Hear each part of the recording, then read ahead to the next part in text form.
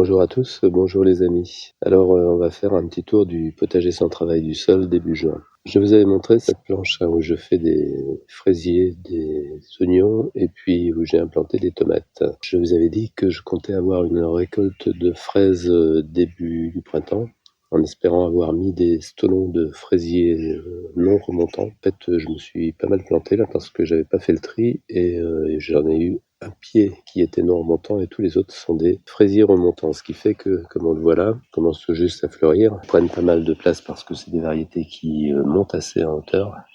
Donc c'est pas exactement ce que j'espérais. Bon, d'un autre côté, on va quand même continuer l'expérience et on verra ce que ça donne. Maintenant, de toute façon, la priorité va être plutôt aux tomates que j'ai implantées là.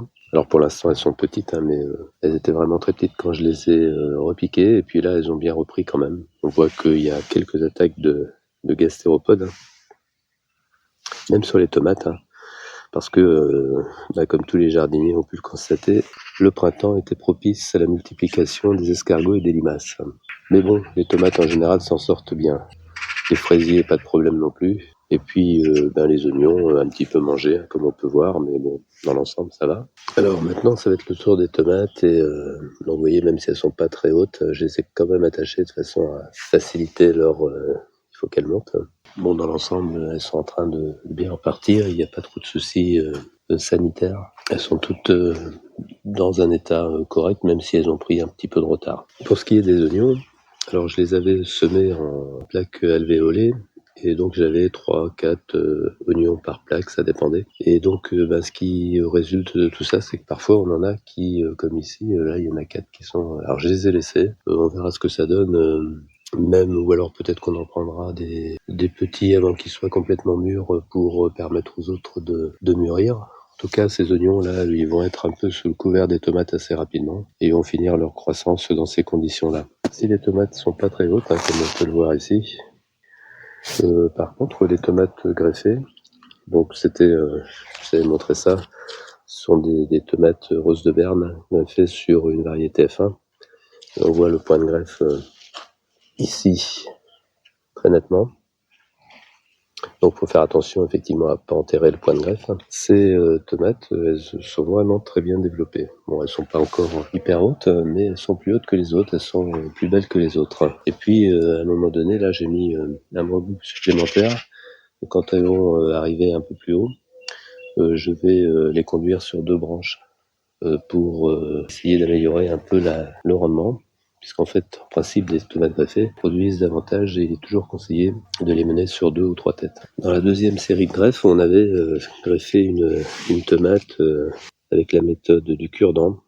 Donc là, c'est une tomate Silvery Feartree, je me rappelle jamais trop le nom. Et donc, elle a été un petit peu grignotée elle aussi au début, mais maintenant elle est bien repartie. Alors, elle a pas mal de retard par rapport aux autres.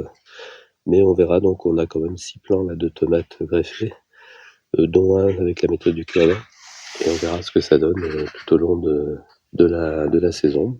Et puis on verra aussi si cette association entre les fraisiers, les oignons et maintenant les tomates, et puis aussi, je vais vous montrer quand même. Alors, ça c'est du liseron. Donc là, c'était pas spécialement, mais je savais qu'il y en aurait sur cette planche. Mais bon, c'est pas vraiment ça que je cultive. Puis là, j'ai aussi du basilic. Là, c'est du basilic thaï. On voit que le basilic, lui, il a particulièrement souffert en ce printemps pluvieux, froid, frais. Enfin, c'est pas les conditions idéales pour le basilic. Mais malgré tout, il a survécu. Et il a été grignoté un petit peu. Alors, j'en ai de place en place. Regardez ça. J'en ai également ici. Oui. J'en ai également ici du basilic citron.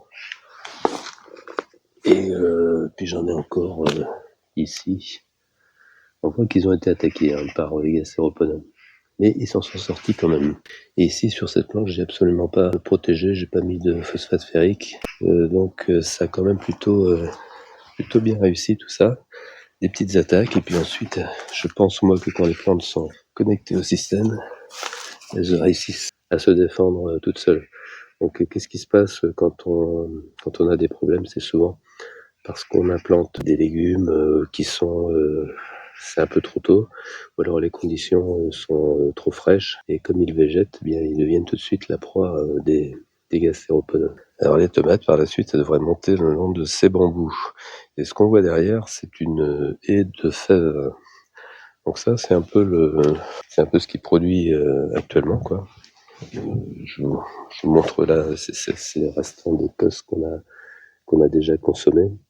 Et en fait, j'en avais semé à l'automne qui ont produit, et c'est celle-là qu'on a mangé. Et puis comme il y a une bonne partie de disparus, j'ai refait des semis d'agadus, et on le voit, elles sont en retard, mais elles commencent aussi à venir.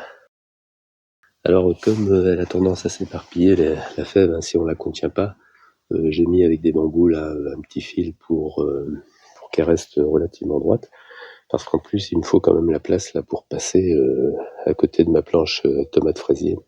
Donc pour limiter la place que prennent les fèves, eh bien j'ai mis ce petit fil. Bon, autrement, elles sont dans une santé qui, moi, me convient bien.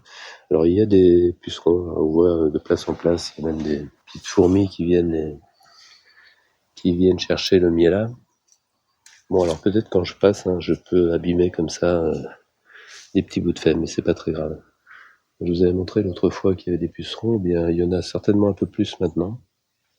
Il y a des pieds là qui sont pas mal, il y a pas mal de pucerons. Mais bon, il faut se dire une chose, c'est que ça va faire venir les coccinelles et les cirques et toutes les bestioles qui bouffent les pucerons. Et ça gêne pas trop le développement des fèves en plus. Donc autant essayer de multiplier les auxiliaires pour la suite de la saison. Et par la suite, les pucerons, je pense qu'on n'en aura plus vraiment. Ce sera plus vraiment un souci. Donc il faut accepter un petit peu là d'en avoir sur les fèves. Ça ne les empêche pas non plus de pousser. On voit qu'elles sont très belles. Alors de l'autre côté des fèves, hein, ce sont sous mes tunnels des poivrons que j'ai repiqués. Donc ils sont pas très gros, hein, il faut dire. Ce sont des poivrons que moi j'ai semés, qui ont eu un peu de mal à se développer là au printemps vu les conditions climatiques, mais qui sont quand même maintenant bien repris. Alors comme c'était période limaces escargots, j'ai fait ce que j'appelle moi de la défense rapprochée. On voit qu'ils ont été un peu grignotés sur les bords. C'est-à-dire que je mets un petit peu de paillis de chanvre autour des pieds quand je les repique. Et puis ici, j'ai même pas mis de phosphate ferrique, des fois j'en mets. Mais là, j'en ai pas mis en me disant je vais voir. Puis le lendemain, bon, ça avait l'air d'aller. Donc j'ai laissé ça comme ça. Je sais pas si vous voyez à côté, il y a aussi des petits choux raves là, que j'ai repiqués. Par contre, les choux raves, je suis repassé parce que il y en avait une partie, il y en avait peut-être un tiers qui avait été dégommé. Finalement, j'ai l'impression que les gastéropodes préfèrent les crucifères quand ils ont le choix. Et là maintenant ça a l'air d'être bien parti. Alors je mets ça sous tunnel ouvert parce que bon bah voilà, les conditions sont encore fraîches, on n'a pas vraiment des grosses chaleurs, donc c'est plutôt avantageux pour les poivrons, ou à côté pour les aubergines qu'on va voir tout à l'heure. Et puis je laisse ouvert pour éviter quand même qu'il y ait trop de chaleur d'un coup, quoi. Des fois quand ça se met à chauffer, ça chauffe très dur. Et puis bon, pour éviter que les chats ou que les oiseaux passent, bien, ou les animaux, je mets des bambous au bout pour fermer un petit peu, pour faire une petite fermeture aérée. Donc ça permet comme ça de couvrir toute la planche avec 3 tunnels, de donner un petit peu de chaleur à ces plantes qui en ont bien besoin.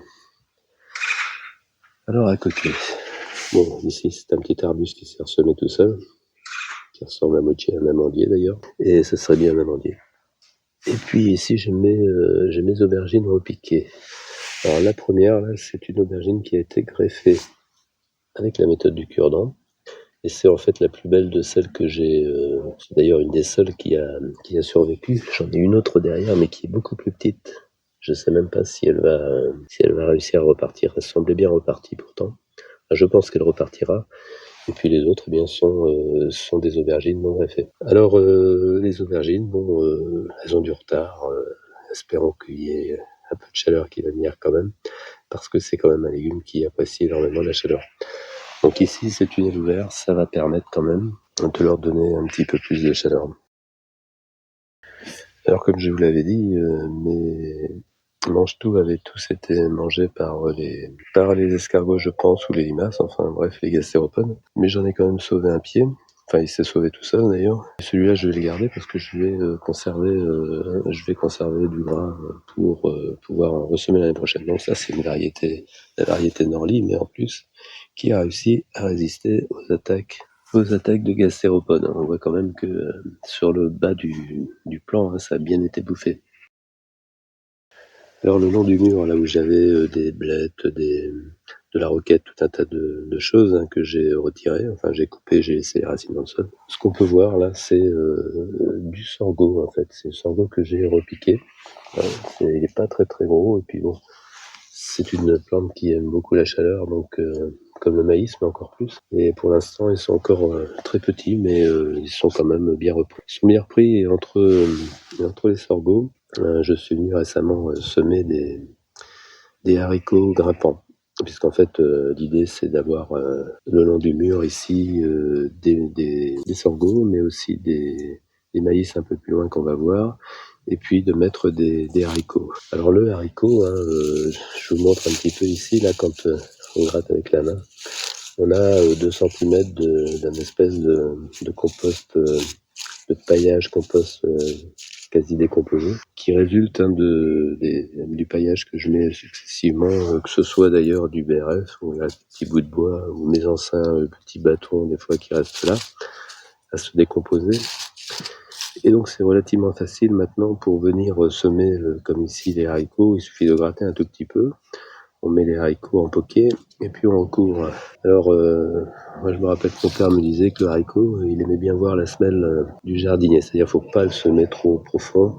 Et surtout, le haricot, il aime la chaleur. Il faut éviter de le semer trop tôt sur un printemps comme celui qu'on a eu. Donc les gens qui ont semé trop tôt les haricots, mais ils ont des problèmes. Le haricot a du mal à percer ou alors il pourrit. Enfin bref. Bon, maintenant, fin mai, début juin, là, ça va être la bonne période quand même. Alors d'escargots, mais on voit aussi qu'il y a des coquilles vides. Donc j'en trouve régulièrement des coquilles vides un peu partout. J'ai d'ailleurs vu un hérisson, et le hérisson, il s'est caché dans un endroit où il y a de la végétation. Moi je garde, même si j'ai retiré une grande partie de la chélidoine et tout ce qu'il y avait, je conserve des petits spots je laisse pousser. Et là, je sais pas si vous voyez le hérisson, là, il est bien caché, mais il y en a un, et donc ça, c'est aussi un atout par rapport aux limaces et aux escargots.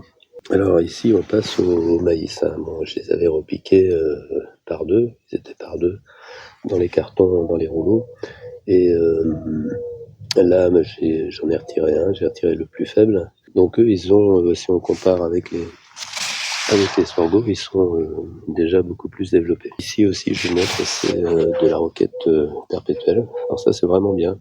Ça a donné une petite... Alors bon, elle est pas très grosse, la touffe que j'ai là, mais elle va finir par grandir, puis je pourrais la partager. C'est une roquette assez forte et très fine, et qui, du coup, a cet avantage par rapport à la roquette cultivée de pas monter constamment très vite. Donc les maïs, ce sera la prochaine vague, enfin, ce sera la vague en été. Les maïs avec les haricots, ce sera la vague de biomasse qui va prendre le relais. Après, par exemple, on a vu les fèves là, qui occupent bien le terrain, mais les fèves, fin juin, on va les retirer. Et c'est un peu comme ça, le jardin, ce sont des vagues successives de légumes qui prennent la place. Ce qui n'est pas trop compliqué quand on travaille pas seul, vu qu'on vient implanter assez facilement nos légumes. Et puis on peut laisser même, comme ici, les mâches là, qui sont en fleurs. Après, moi, ça me gêne pas qu'elles grainent et qu'elles se ressèment localement. S'il y a des petites mâches qui poussent par la suite, c'est tout bénéfice. Et à l'automne, je viendrai avec la bêche couper un peu tout autour les racines qui pourraient partir à l'horizontale, de façon à ce que la vigne elle aille chercher en profondeur et ne pas trop embêter les cultures environnantes. La solution pour les vignes, c'est qu'elles aillent vraiment chercher les ressources en profondeur, et elle en est tout à fait capable. Alors voilà une planche qui a bien changé d'aspect, c'est là où j'ai fait donc les primeurs, c'est-à-dire j'avais des radis, là ils ont tous été retirés, ils sont maintenant, ça a duré un mois à peu près les radis, et donc ce sont maintenant, c'est le tour des petites laitues là, qui commence à manger j'en ai déjà pris un petit peu. Puis des carottes, hein. Donc il y avait un rang de carottes semé assez traditionnellement à gauche, hein, bien levé, mais par contre trop épais. Et puis ici, ce sont les carottes que j'ai repiquées et qui étaient dans les rouleaux en carton. Et on voit que ça permet quand même vraiment de les mettre, elles sont toutes d'ailleurs présentes, hein. Ça évite par la suite de venir les éclaircir comme je devrais le faire sur le rang de gauche. Mais bon, pour l'instant, je n'ai pas eu le courage de le faire. Alors donc les radis ont disparu également les 2 rangs d'épinards. Il reste des navets qui sont pas bien gros d'ailleurs, mais qui peut-être vont arriver maintenant. Vous voyez, bon, c'est des petits navets natifs, hein. Et puis là où il y avait les épinards, ici j'ai semé un rang d'endives. Donc pour l'instant elles sont pas levées. Je vais contenter de les semer comme ça en mettant un petit peu de compost par-dessus. Et puis on voit pas très bien non plus, mais j'ai repiqué des plants de patates douces. Ici, donc sur le rang où il y avait des épinards. Et puis aussi parmi les laitues, j'en ai repiqué un deuxième rang. Donc ça c'est disons la planche où il y a plusieurs temps de légumes. Il y a les radis dans un premier temps, ensuite il y a les salades qui viennent. Ensuite, alors il y a eu aussi la roquette qui maintenant est en fleurs, hein, qu'on voit ici, évidemment.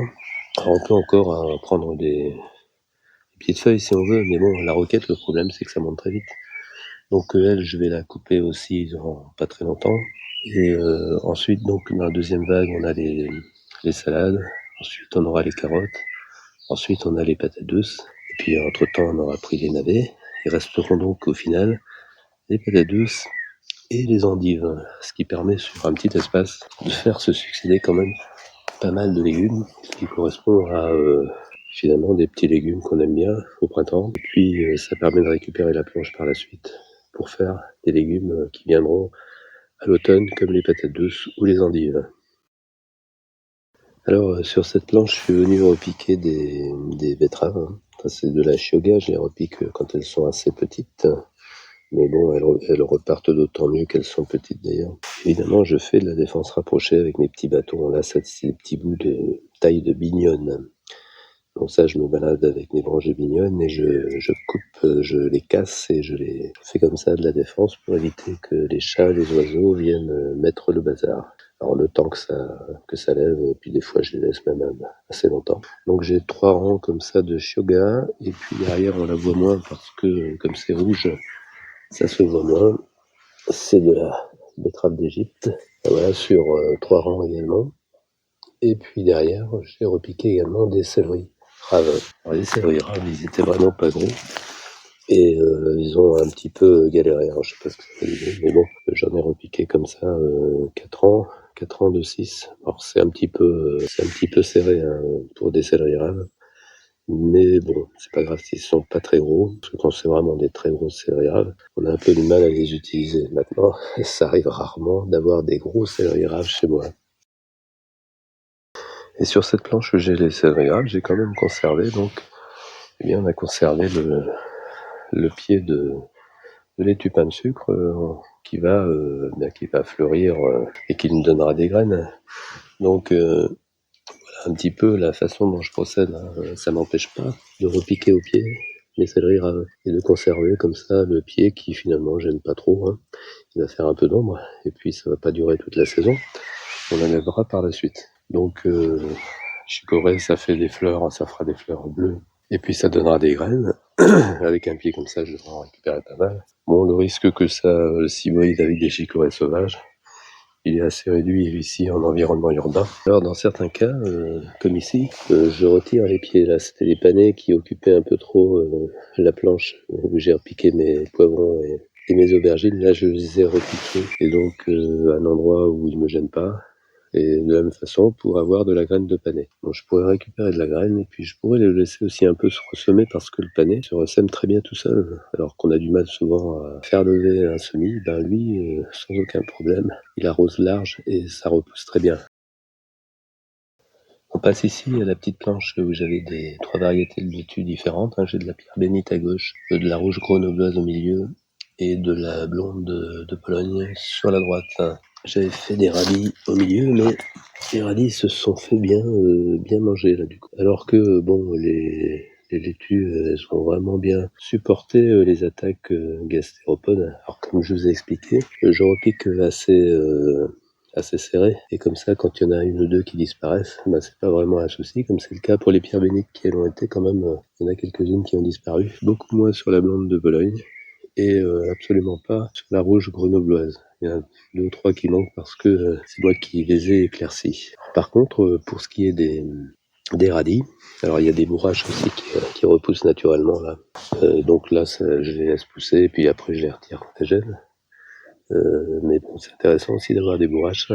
Alors les radis, eh ben, je crois que ça a été ça qui a occupé les limaces et les escargots, parce que j'en ai vraiment beaucoup qui ont disparu. Donc ça peut être une solution de mettre des radis un peu partout quand on a de la graine en quantité et qu'on a pas mal de limaces parce qu'elles vont préférer souvent les crucifères. Au bout de cette planche, sous mon petit tunnel, là, assez haut, j'ai alors encore une bourrache là qui vraiment se développe très bien. Et j'avais planté des concombres et j'en ai un là qui a bien. Alors bon, j'avais fait de la défense rapprochée déjà, j'avais mis du pays de chanvre et puis j'avais mis également du phosphate ferrique et ça n'a pas empêché du tout que j'en ai un qui a été dévoré. Alors complètement. Et puis l'autre qui est quand même qui a bien été aussi abîmé, je sais pas s'il va repartir. Alors ce que j'ai fait, j'ai ressemé dans ces cas-là. Bon, j'ai eu des attaques moi pas mal j'ai eu des petits marrons par exemple qui ont été mangés dans mon armoire à semis, pas en pleine terre. Et puis le dernier que j'avais, il a été mangé également quand je l'ai repiqué. Donc il y a des légumes qui sont difficiles, qu'il est difficile de préserver comme ça, surtout si il fait pas beau. Elles sont plus fragiles ces plantes. Alors même en mettant des protections. Donc qu'est-ce que j'ai fait? Et je pense que les gens qui se font manger leur cucurbitacées, ce qu'ils peuvent faire, c'est de ressemer, de faire du semi-direct. En général, les semi-directs sont beaucoup plus résistants. D'ailleurs, j'ai quelque chose qui repousse ici, je sais pas ce que c'est. C'est peut-être une courge ou ça serait plus une courge, je pense, qui a repoussé tout seul. Donc ici, j'ai ressemé des concombres ici. Et puis j'en ai ressemé aussi, j'en ai dû en mettre un ou deux au cas où les deux autres se feraient bouffer. Donc les concombres cette année, ils ont du retard et bah oui, c'est pas vraiment une saison c'est pas vraiment une saison pour eux pour l'instant. Alors les pommes de terre, eh bien sur la planche, elles sont vraiment très bien. Je vous ai montré qu'elles étaient aussi pas mal attaquées là, sur les bords du filet parce que j'avais beaucoup d'escargots sur là où j'avais mes orties que j'ai coupées d'ailleurs, et elles venaient et puis regardez d'ailleurs, on en voit un, celui-là est passé de l'autre côté. Ce sont vraiment de belles bêtes, indiscutablement. Donc il y en a toujours, mais bon, les dégâts sont assez limités. Puis maintenant les pommes de terre, elles vont monter. Je pense même que le filet va pousser un peu, on va passer à travers, parce que la variété Sephora, c'est une variété assez qui fait pas mal de feuillage. Donc ça, rendez-vous en juillet pour la récolte.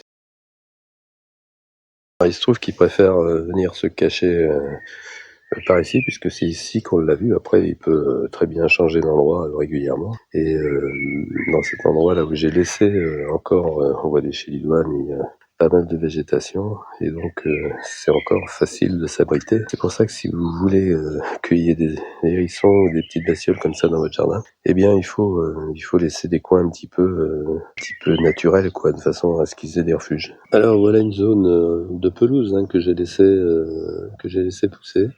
Ça me permettra de faire du foin là, d'ici un mois. Et en fait, c'est comme je le disais précédemment, c'est pour favoriser donc des petits espaces de biodiversité. Alors, ça permet comme ça, effectivement, peut-être que ça a permis comme ça aux hérissons de venir tranquillement dans notre jardin. Et puis bien, c'est pas très un problème quoi, ça sera vite nettoyé parce que bon, j'ai pas non plus un très grand jardin. Renouveler comme ça les petites zones de biodiversité, c'est-à-dire, il faut en garder toujours quoi, parce que si on coupe tout d'un coup, ben, il y a plus d'endroit, pour le hérisson pour se réfugier. Il y a des endroits où la pression des limaces et des escargots est vraiment beaucoup plus forte. Bon ici, là dans ce pot qui était un peu envahi par les berguénias, je suis venu un petit peu nettoyer tout ça pour implanter, c'était un plant de tomates cerises. Puis j'ai repiqué aussi du persil et on s'aperçoit que les ails qui jusque-là, bon, ils étaient petits parce qu'ils étaient un peu envahis par la végétation, mais ils ont depuis été attaqués par les gasséropodes.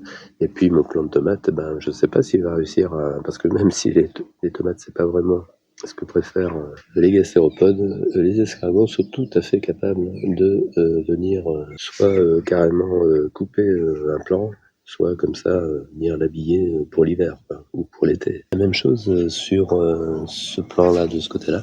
Alors lui, il est repris, je pense qu'il va s'en sauver. Il va se sauver. Mais c'est pareil, ça a été un petit peu juste. Pourquoi? Mieux parce que tout ça baignait dans une végétation. Voilà, donc quand on nettoie, quand on retire, on laisse des zones qui sont un peu à découvert. Et dans ces cas-là, les plants qu'on vient mettre, eh ben, c'est un peu compliqué, quoi, sur une saison comme celle-ci. Alors après la récolte de pommes de terre dans les bacs, je suis venu implanter, alors refaire les lasagnes. Hein. Bon, voilà, c'est des pots de terreau que j'ai vidés ici.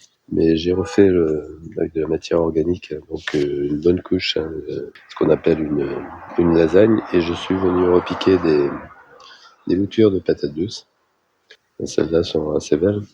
Et également, là j'ai des concombres, ici j'ai un kiwano, et puis ici j'avais un concombre, et on voit que eh ben, il a été mangé.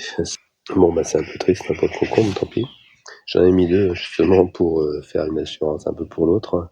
Il faudrait peut-être que je mette un peu de phosphate ferrique, mais alors le problème avec le phosphate ferrique, si vous voulez en mettre, si vous le mettez quand vous avez repiqué vos plants, ça va attirer limaces et escargots, et bien avant de se faire un petit comprimé bleu, ils vont manger une partie de vos plantations. Donc si on veut mettre du phosphate ferrique, il faut le mettre un petit peu avant les plantations, c'est préférable. Alors on va terminer cette petite vidéo sur le potager sans travail du sol début juin par les courgettes, hein, que on voit ici. Donc je vous ai montré comment j'avais implanté ici sur cette extension vers la pelouse, puisque l'année dernière c'était de la pelouse qu'il y avait ici. Donc j'ai 4 pieds de courgettes, hein, qui sont bien partis. Alors je les avais aussi quand même protégées, donc avec ce paillis au départ, le temps qu'elles se fassent leur propre défense. Et puis les ardoises, eh bien ça permet quand même de garder un petit peu de chaleur, parce qu'on est sur une saison qui est quand même pas terrible. Je vous montre également que les yacons commencent ici et là à sortir de... C'est pareil, alors pas de terre, hein, ils sortent sur le sol, je les avais mis, donc ils sortent à travers le feuillage et ils vont faire leurs racines dans le sol. Donc voilà, ce petit endroit maintenant est bien occupé. Progressivement, les courgettes vont prendre la place. Et puis par la suite, plus tard, ce sera les yacons, quand les courgettes auront terminé l'essentiel de leur production. Donc voilà, cette petite vidéo, cette petite balade début juin dans le potager sans travail du sol est maintenant terminée. Je vous souhaite bon jardinage et je vous dis à la prochaine vidéo et portez-vous bien.